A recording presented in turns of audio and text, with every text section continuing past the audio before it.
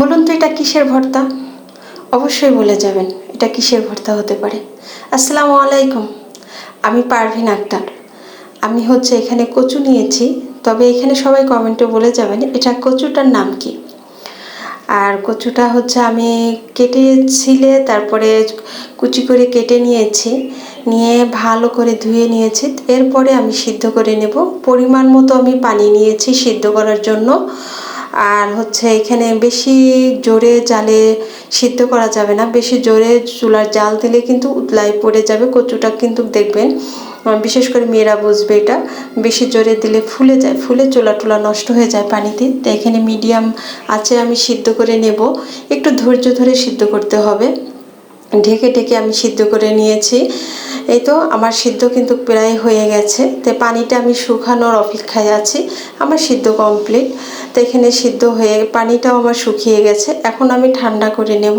ঠান্ডা করার পরে শিলপাটা অথবা ব্লেন্ডারেও এটা বেটে নিলে হবে।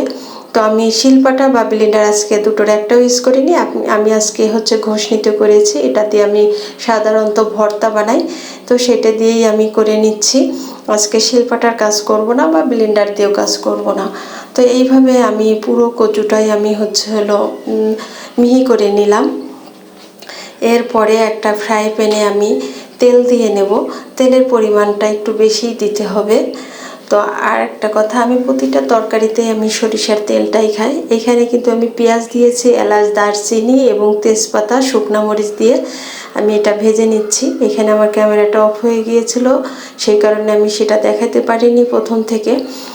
আর এইভাবে ভাজার পরে আমি এখানে একটু আদা এবং রসুনের পেস্ট আমি দিয়ে নেব।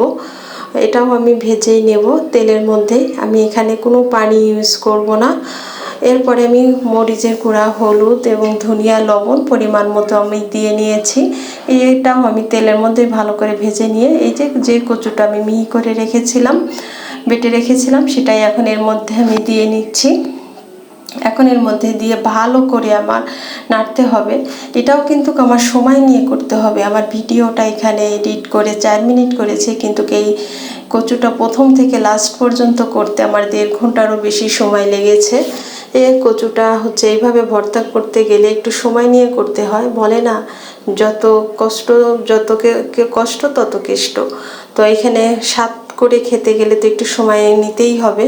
তো তাই এরপরে আমি কিছু কাঁচামরিচ কুচি এবং রসুন, বিশেষ করে রসুন থেতিয়ে নিয়েছি। নেওয়ার পরে এখন এটা দিয়ে আমি ভালো করে নেড়ে চেড়ে নেব।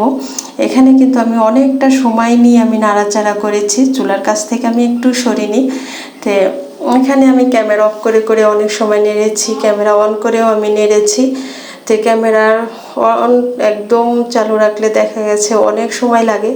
তো কাটসাট করে আমি ভিডিওটা করেছি।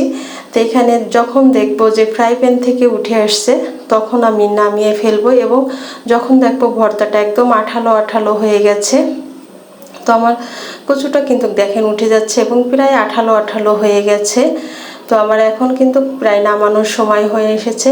এখন কিন্তু একদম খাওয়ার উপযুক্ত। গরম গরম ভাতে এমন ভর্তা হলে আর কি লাগে বলেন তো। সবাই একবার ট্রাই করে দেখবেন এইভাবে কচু ভর্তাটা, এবং যারা যারা এইভাবে খান তারাও কমেন্ট করবেন, আর যারা খাবেন এরপরে তারাও এসে কমেন্ট করে জানাবেন যে কেমন লেগেছিল কচু ভর্তাটা। এই যে দুপুরের আয়োজনে আমার এই কচু ভর্তাটা আর একটা তরকারির সাথে গরম ভাতে হবে। এই তো, আল্লাহ হাফেজ।